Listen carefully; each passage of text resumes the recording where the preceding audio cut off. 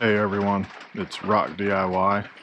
This is the latch that's on the back seat in order to release the seat so that it can go forward.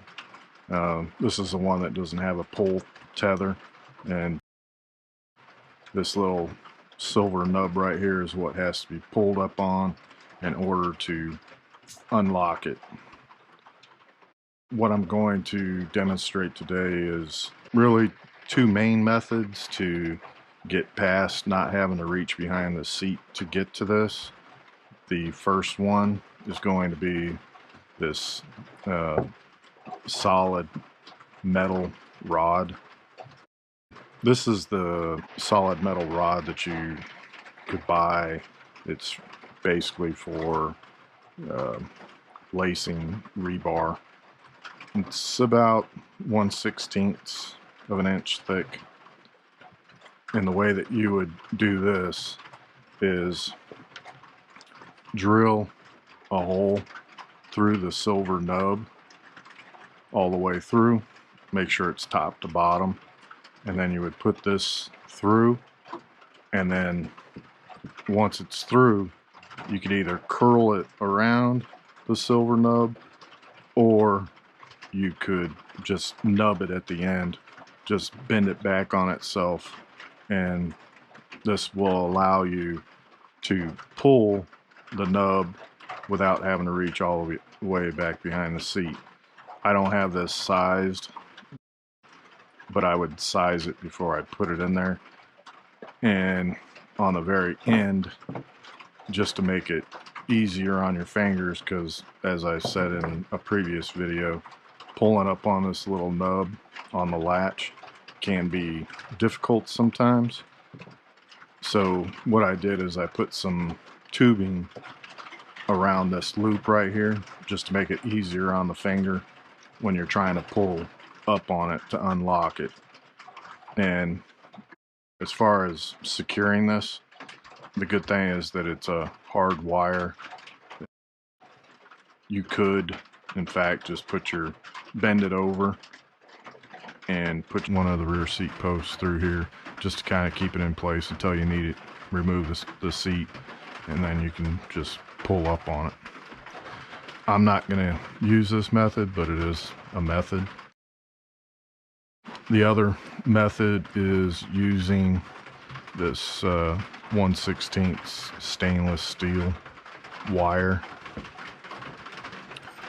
And what I'm going to do is use this ferrule and stop set.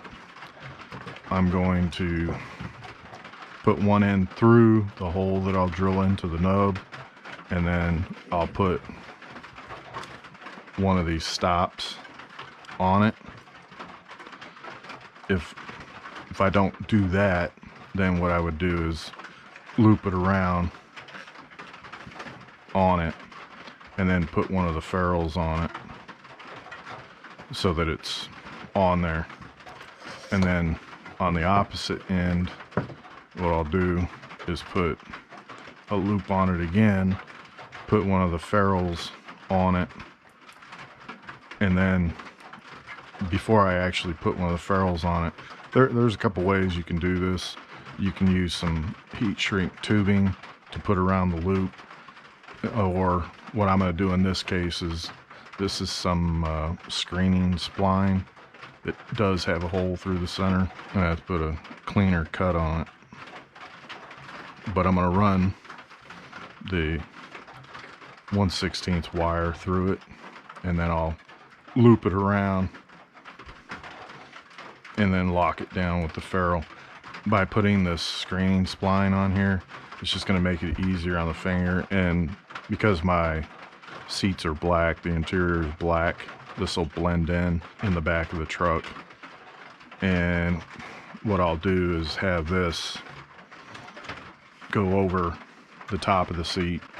You take the seat out and then put one of the posts through it so that it's always sitting there. I like this one only because I think it'll be quieter. It won't have rattle. I think maybe with this one it may have some rattle in it. but it may not even be noticeable. This is my preferred method for doing this, and that's pretty much it. It's the only tools you really need, and it's dependent on the method you choose. You could use tubing. This is kind of a big tubing. I would go with a smaller tubing if you decide to use this tubing. The screening spline for a 1/16 cable is almost perfect, so I'm going to use that method. You got an X-Acto, and that's so you can cut the screening spline or your tubing.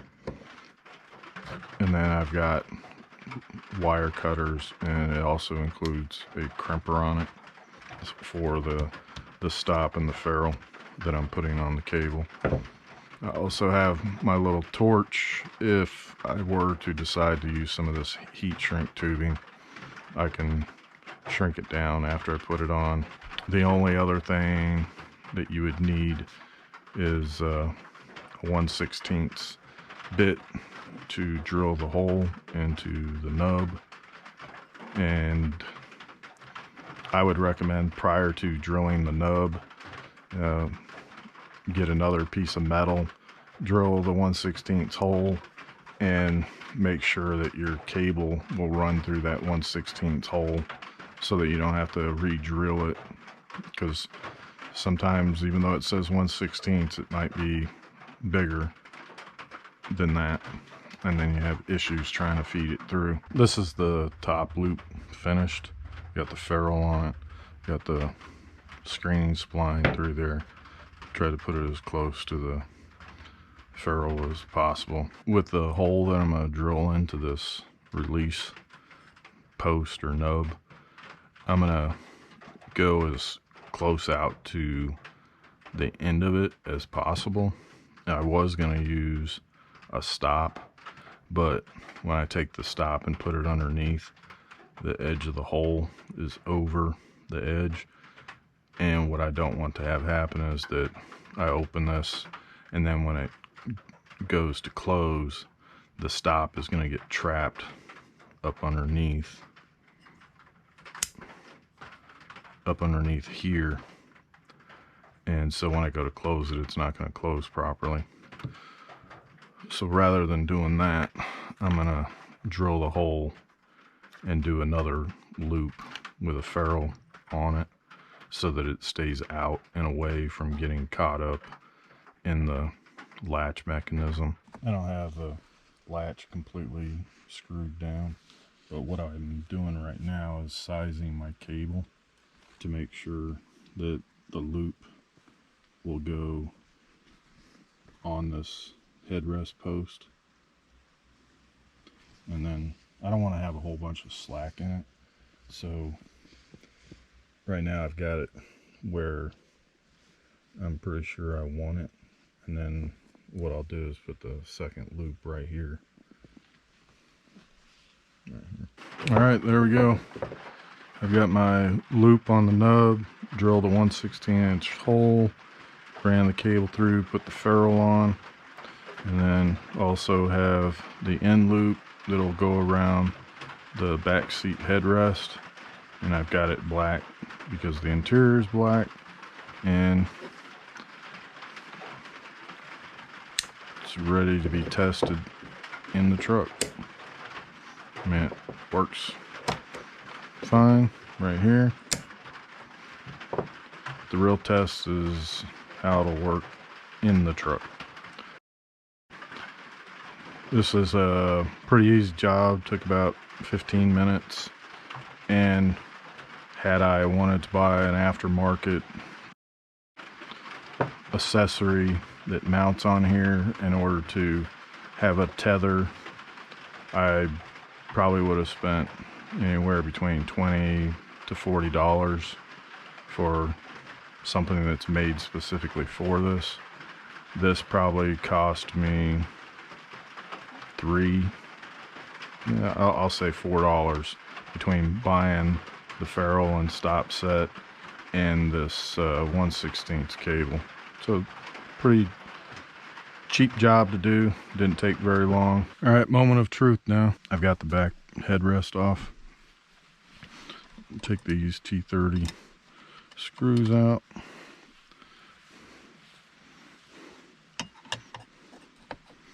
Put this back in.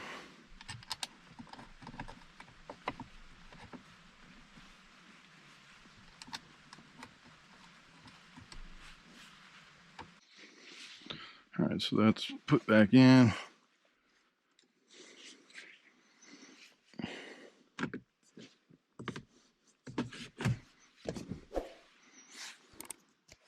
So that's how the cable loop will sit on the back seat.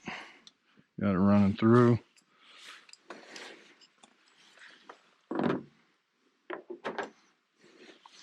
Now let's test it to see if it actually works.